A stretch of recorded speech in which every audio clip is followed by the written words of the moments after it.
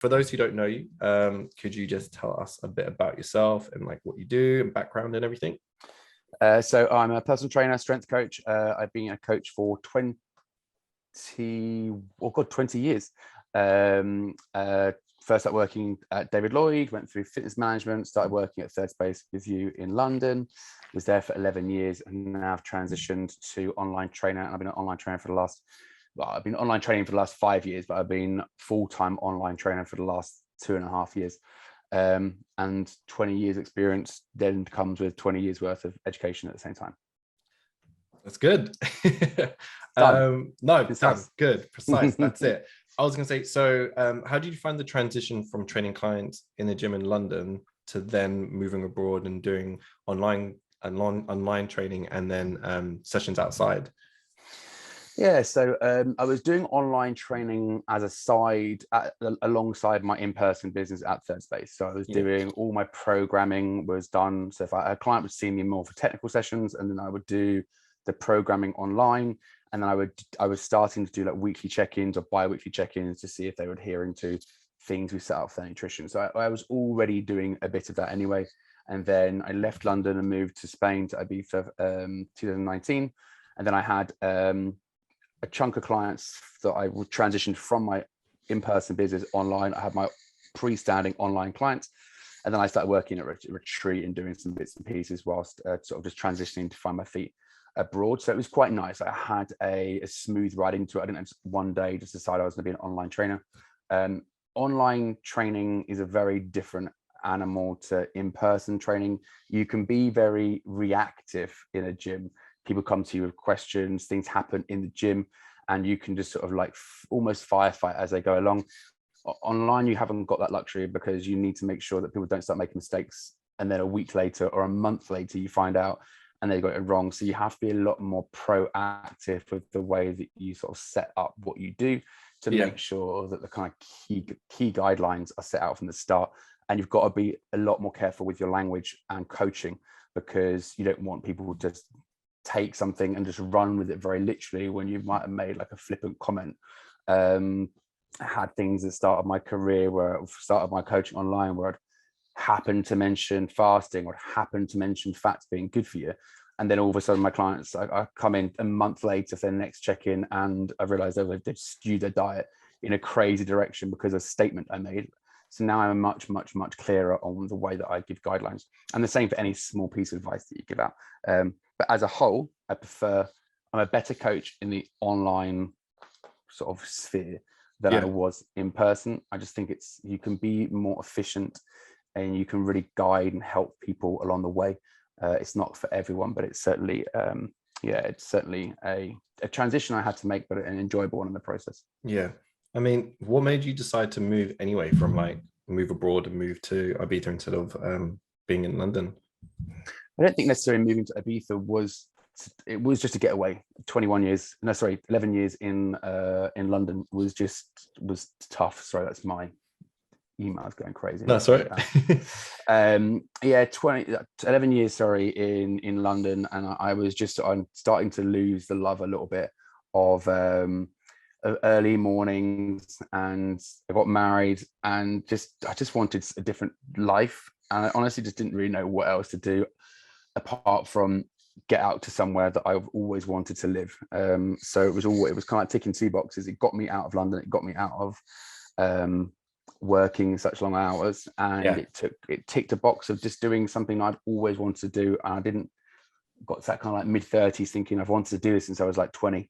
And I've not had the guts to do it. It felt like I don't want to have this like nagging regret over me. So fortunately, my wife and I were aligned to the same goal. So we it took us about 3 years to transition my business online. I never really told anyone when I was doing it. I was like, the reason I went online and everything was with that goal in the end. So it was a slow burner, but that's why I went. So then, since moving, do you feel like your target audience changed at all? So the type of clients that you'll be training, is it very different to what the clients that you'll be training in London or in the gym, I guess? Yeah, I guess because in the gym I was training mainly men, I guess because I'm a 6'2", 100 kilo skinhead bloke who does a lot of weightlifting. So I attract guys who want to get bigger. Visually, I probably do. But educationally, I probably don't. But you don't necessarily get that disparity when you're training in a gym. People just see you and say, hey, I want to train that guy because he's big. I get exposure from women's health, Lululemon. I work with Alice Living, so I'm exposed more to a female audience online. And I was transitioning into training more and more women in the latter years of Third Space, and was just really enjoying the different mindset that women bring to the gym versus what a guy brings to the gym, about like ego and that sort of thing.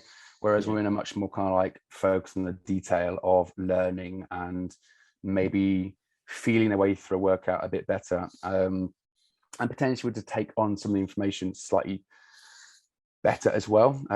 So naturally, as I transitioned away from the gym, that became a market that I really enjoyed working with towards my latter years, and it was quite a clear transition for me to go through. So yeah, I sort of give myself up much more to work with a female market and attract more of a female audience in the process. I mean, if that's the case, then do you feel like your training style has had to change? Well, I guess style, but just the way that you train your clients. I don't know whether it is because being in a different country, or just the type of training that you're doing, or the type of audience or clients that you tend to train. But has it changed or much, or? Yes and no. I mean, from the outside looking in, probably not. If you just like someone looking at what I was doing, it's like, yeah, it all looks like the same kind of thing. But for me, massively, it feels like a huge shift.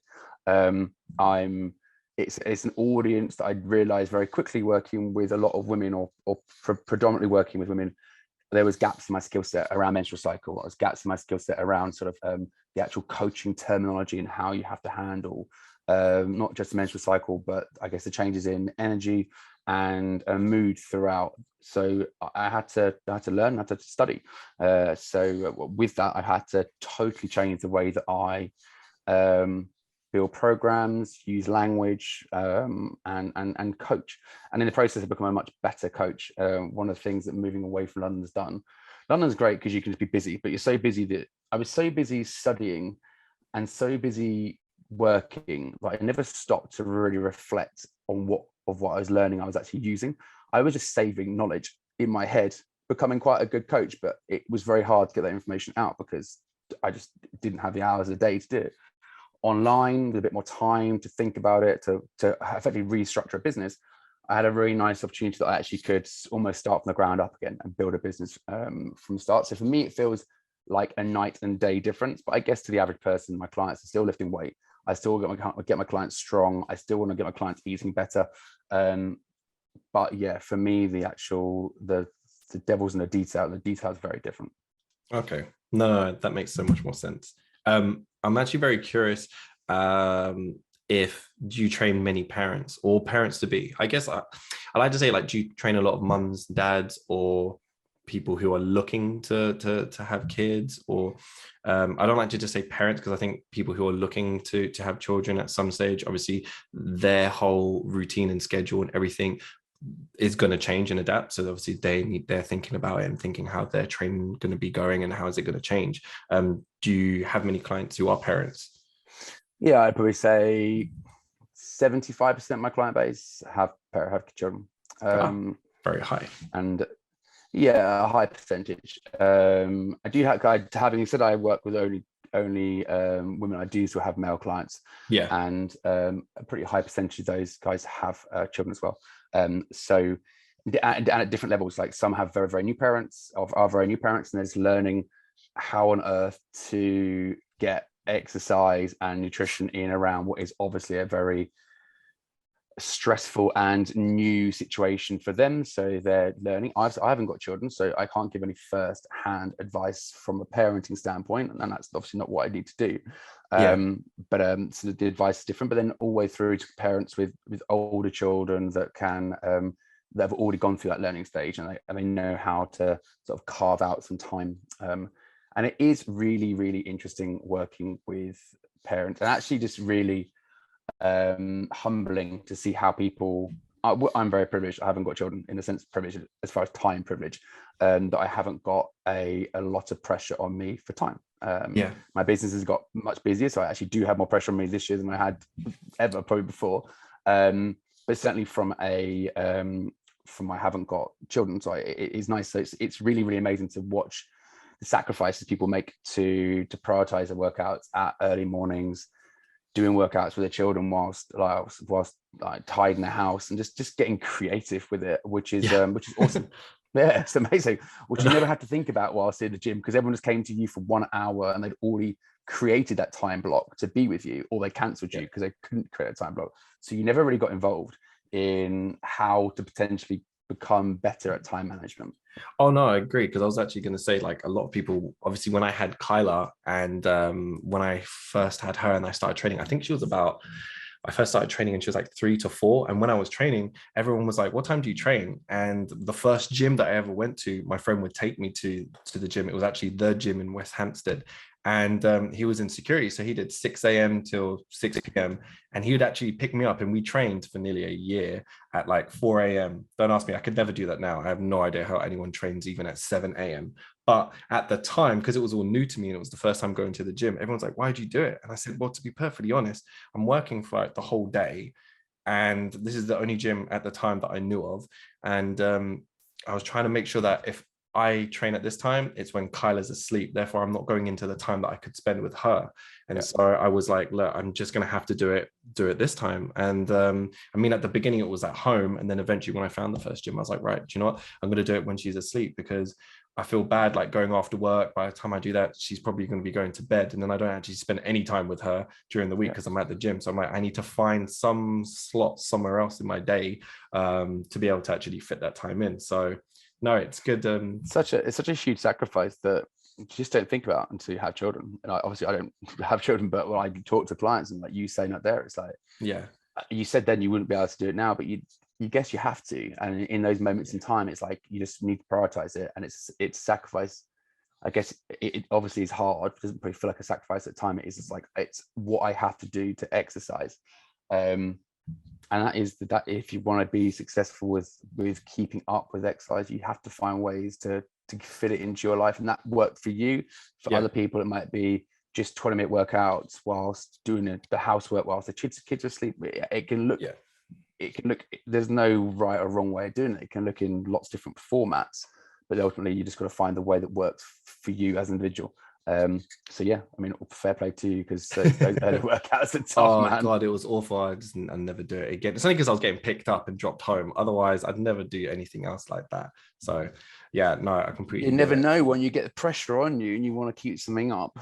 Yeah, who knows? Yeah. I was actually quite thinking. I mean, you kind of answered it anyway, and I was kind of curious, like, how do you approach training clients who are parents? Like, they have a different lifestyle to those who don't have kids, and therefore they come across different obstacles in the sense where their time's different. So do you, I guess it's like, do you have to, like, I guess, speak to them maybe, or speak to them differently, or think that you have to arrange their training differently, or try, I guess, coach them differently because their mindset or their routine or their scheduling is so different, because they have that time where because they have kids, they have to, like, obviously it's a bit different. Do you have to treat them differently?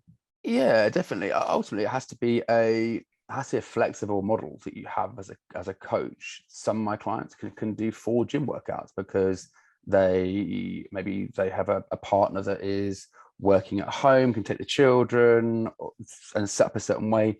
Other clients really struggle. They might get to gym 1 time per week, gets to 1 exercise session on a bike at home, and then do 2 like 20-minute sessions of strength work.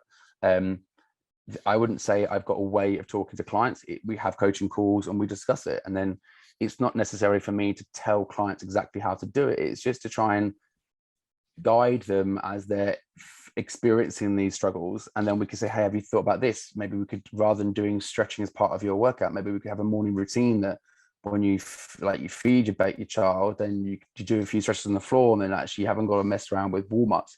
Just trying to find ways to get a bit smart with time, get clients, because some people get quite focused on, like, I want to do 4 sessions per week. I've heard 4 sessions per week is a thing for me. and that becomes, and I actually posted today a post on social media about it, and that becomes a blockage in its own right. Well, all we're trying to do is accumulate movement with tension, but also as in weight training tension, but also just moving more. So to some people it might be, hey, get comfortable with 1 20-minute like little bit of cardio blast, 1 hour long workout at the gym when you actually carve that time out, and then just daily walks. It can look different for every single parent, and every single parent's going to be obviously a different part of that journey as learning to be a parent, or having multiple children.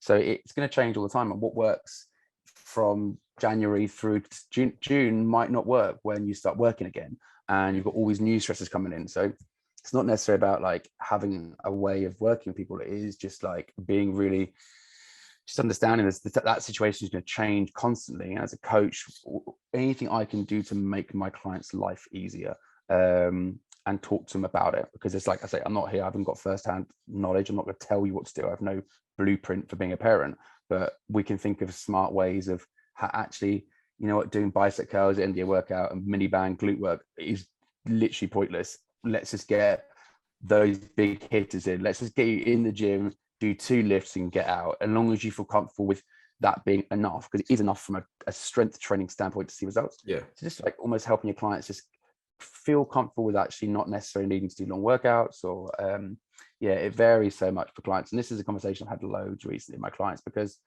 it's harder to train this time of year. Like when it's daylight and you can train in the morning outside in the garden, and all of a sudden it gets darker. And I know the thought of going out in the dark to the gym or going out to the garage in the dark to train is nowhere near as nice. So having lots of conversations about this with my clients at the moment.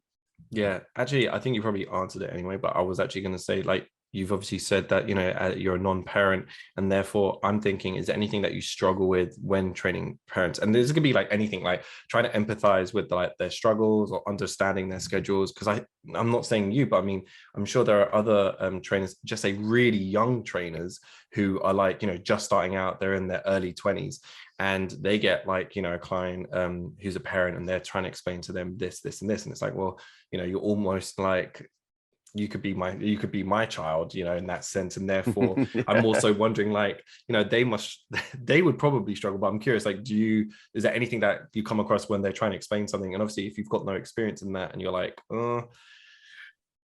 you know, there's obviously going to be a way around it, to try and understand and help. But is there anything that you can think of that does come across that is a bit of like a struggle, I guess? Well, I guess the nice thing about, I'm 41 now, nice thing about being 41 don't look is it. that I don't, if that was the right answer.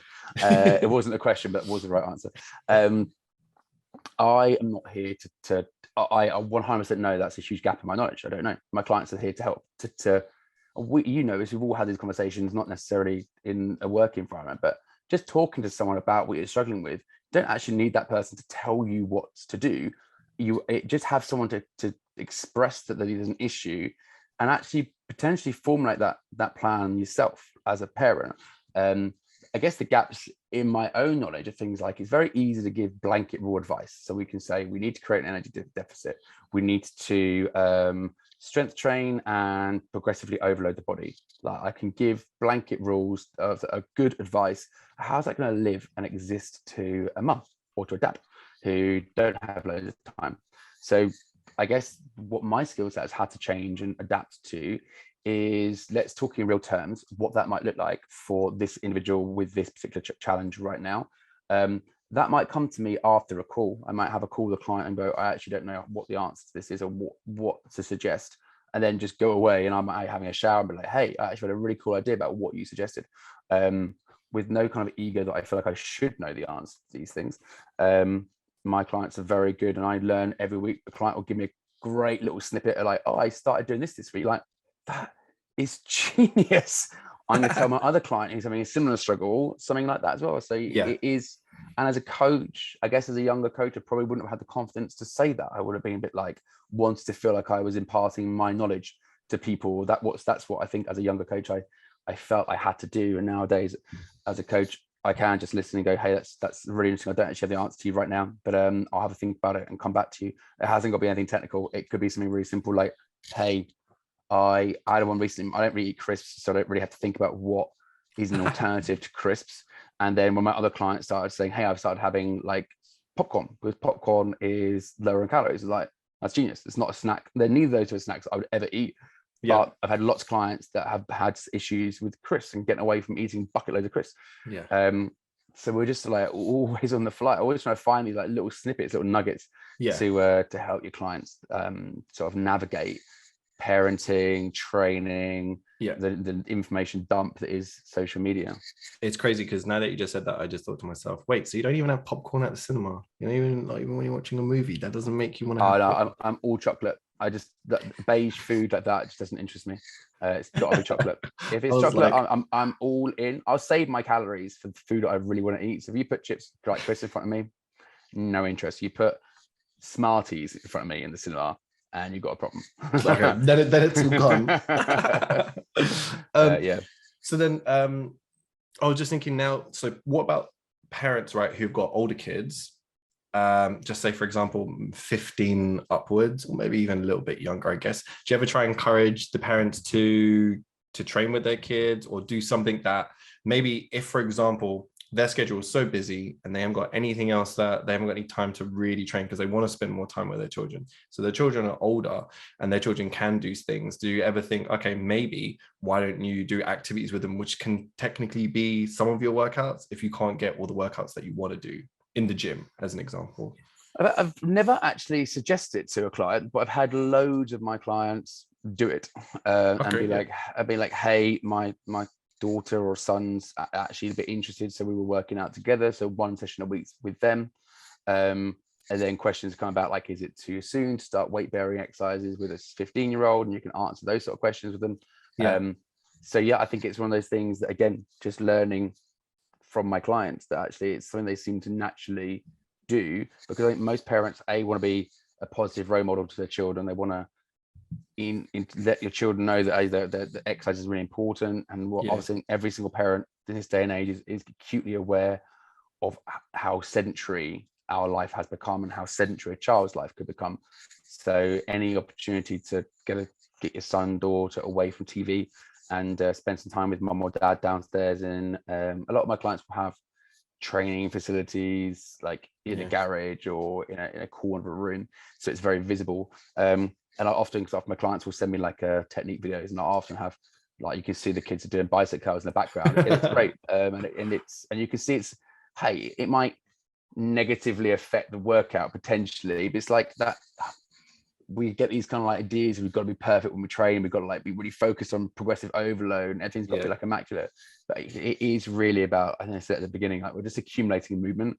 So yes, sometimes it can be really progressive and you can push yourself and get stronger. Sometimes it can just be fun, and having kids around doing most things is quite fun. I'm sure quite frustrating as well, but also quite fun. Yeah, I was just thinking to myself, like when the kids are like, oh, can I like join in? Can I do this? And I'm like, yeah, sure. Yeah, of course you can. I guess like you're saying there, like if they see you doing everything, if anything, the best thing that, like you said, like sometimes it may have an effect on, how much work you actually get done. But the positive, I guess, would be that it's showing a positive influence to the kids to be like, hey, actually, my parents like work out, they seem to be really like active, and it will just hopefully encourage them to actually want to do the same. And I think that's the other thing that I'm always thinking about. Well, I guess that's what I think about with the kids anyway. I'm always like, I try not to tell them I never tell them they need to exercise or do anything specifically like that. I hopefully them just knowing that this is my job. I always like train, not at the moment, but when I do, they'll be interested in it later. And you even said it, like you said that some of your clients who have older kids, they'll be like, oh, could we do one with my can my daughter join or something like that? And I've had that as well. Actually, I've actually trained like my client for a while now, and then her husband joined, and then she was like, oh, can my daughter join? And then there was just like 3 of them, and I did a session with all 3 of them, and it was it was online and stuff, but it was great. They had all the equipment, and she's like 18 at the time, so it was like, yeah, sure, it's fine, like we're not doing anything crazy heavy, just trying to get them moving. But you're right, yeah, so it's good just to think, just to hear that from you and be like, okay, yeah, it's pretty much I think like you said, I think it's just that just being that positive role model is just so powerful. My father is a huge influence on my life, because he was irritatingly captain in the cricket team, captain in the football team, semi-pro boxer, played squash. Like he was just super active all the time. We'd go for walks. It used to drive me nuts. But actually, then you get to the point, you get to like 16, and you just are naturally quite active. Parents, a word is actually quite active. I wish for his sake I could have advised him on some of the things that I now see that he was doing wrong, which could have caused some less back pain at this age or his age now. But yeah, I think about the impact that seeing my parents be active had on me. And I'm not, again, I'm one person, but for sure, I think it's the more we can see our parents doing things, you know, kids like sponges. So you just want to get involved. If your parents doing things, like, you just want to get involved with it. So definitely never say no to a child that wants to exercise with you, because it might slow your workout down. Like, who cares? Like, one workout is irrelevant. Like, the reality that we have to tell everyone in this industry is your 12-week transformations are lies. You need to exercise forever, because you don't exercise because you want to lose weight. You exercise because, let's face it, when we're not exercising, we're doing nothing. We're not hunter-gatherers anymore. We need to make up for the fact that we don't move very much by having bouts of quite intense, very purposeful activity. So all we're trying to do is accumulate movement, maybe with some tension in weight training, and do that forever, and as much as our life as we can, because it's good for us. So there's no like, oh my god, it has to be a perfect workout and I have to make sure I do my reps and sets. Like, hey, if a kid gets involved and it's fun, enjoy it, modify the workout maybe so it's not going to like be too heavy for your son, daughter. But yeah, I'm all for it. Oh, I love that. I mean, like, the only other question that I kind of had was obviously you've been in this industry for a very long time. And I'm thinking to myself, if there's anything, because I always want to ask like a fun question as well, I'd just be like, look, if there's anything you could do, or any other profession or anything else, is there anything you would do if you weren't, you know, a personal trainer and coach? I had this question, like, because it's been asked a few times, and I always say, because I used to really enjoy, I still do really enjoy craft beers, and I really enjoy doing some like craft brewing. So I always used to say craft brewery, be a craft brewer. But I've also realized I've got a really bad relationship with alcohol, so I've had to try and give up alcohol as much as possible. But in the process of giving up alcohol, I learned how to DJ, learned how to mix. Now, I'm not saying I'm very good at it, but it is certainly a lot of fun. So it would be quite fun to, if I wasn't doing this, to do something like that. I for sure could not do an office job. As long as I'm not in an office, I think I'll be all right. As long as I can be around people, maybe, I think I'll be all right. But yeah, that's quite funny, because I'm thinking to myself, you said just now that you could obviously doing like DJ and stuff. It doesn't mean that you can't do it for like friends and other stuff, right? Like friends and family, if they want to do stuff like that, you could probably do it. Or DJing, or drinking beer. Both. Yeah, no, DJing. Yeah, I did. I actually played at my friend's 40th, which was really, really nerve-wracking.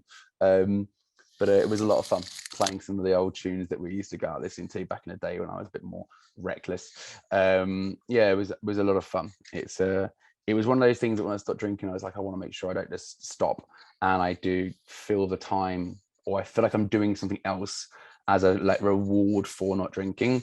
And I was doing like the 1 year no beer, like the group, and which is brilliant. And they have a big emphasis on finding things to do outside of drinking. And as a kid, I'd never learned how to mix, but I bizarrely had like a record collection. I used to listen to like a lot of like electronic music back in the day, and so I built this big like record collection, but I actually never learned how to mix. I never had the patience to do it. This was like 1999 with a really old turntable. Fast forward to 21st century where you get it all digital, it's a lot easier to learn these days. I would have had I think I would have the patience if I was learning now, because you can do it from the start. But yeah, it's been really nice to kind of like get back into, like, I really enjoy going online and sifting through Juno records and through Bandcamp and just finding new records. And my mates that also buy records, like messaging them saying, have you heard this track? And they'll tell me it's rubbish and I get really upset. But no, that's been a really nice thing to add to my, I guess, like, I always laugh about the idea of meditating and sort of switching your brain off. And the nice thing I find with just immersing myself in music for an hour is you don't think about anything. I'm not thinking about work and my clients and the struggles and the business and sales. You literally just go into just beat matching, getting a bass out, trying to like get your levels right. And it's just lovely. So the whole hour goes by, you're like, God, that was an hour. And I've literally just not thought of anything, just immersed myself in like a beat. And I walk away from that hour going, I feel really peacefully rested. now. It wasn't meditation, but I certainly feel like it's a nice way to switch off. Better than me sitting down drinking 4 pints of craft ale would be anyway. No, that's so good. I mean, like, thank you so much for like deciding to like join me on this and everything. I think it was just really important for me to be able to like, although, you know, this platform is for parents by parents, etc. For me also, I wanted to be able to show that there are a lot of things going on in the fitness world that aren't done by parents, but are still very, very interesting and beneficial towards them. And there are many trainers who, whether they're a parent or not, if they're not, they have so much knowledge, and you're like prime example of this, where they could help regardless whether they're a parent, whether they're a parent or not. And I didn't want it to seem that way. And for me, that's why I wanted to get you on and just ask you those questions and just hear about it from you, because obviously those are things that, although, you know, we worked together for so long, I didn't you know, we didn't get time to like just talk about that, and it's just nice to know and share that. Pleasure. Thank you for bringing me on. And yeah, I think it's a nice, the most obvious thing. Well, you would think a large percentage of people on this planet are going to have children at some point and are going to have to negotiate that hurdle and hopefully keep exercise relevant and present in their time. So it's something every coach, and I imagine every person, needs to just think about, what am I going to do when time is taken from me and I still want to stay active? And if you sort of wed to having a six-pack, that's going to be very, very challenging and not necessary whilst being a parent, because your priorities shift and change. And what could a disciplined, consistent exerciser look like with a parent with less time? I think it's such an important thing for people to, coaches and for those who haven't got children, just to be aware that it's going to come. Oh, amazing.